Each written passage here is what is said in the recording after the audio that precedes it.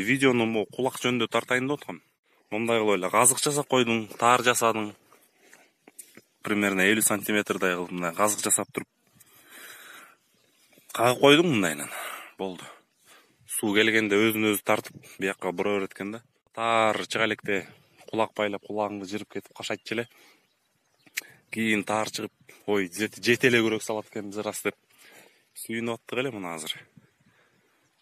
Жарты кашык топурак салбай сууну буруп калган заман болуптур. Мына азыр монтө эле калыптыр. Мунун башына казык кагып туруп, таар салып кулак байлабай эле топурагы жок эле сууну буруп коюшат экен. Сугатчылар, улам өнүгүп баратасыңар го деп кой. Мен бу. Жаман өнүгүп кеткенсиңер го дейм. Топурак салбай эле сугарып.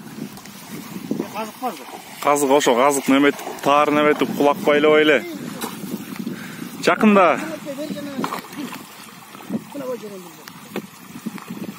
Жакында сугатчылар суусу жок эле сугарып калат. Слишком өнүгүп кетти.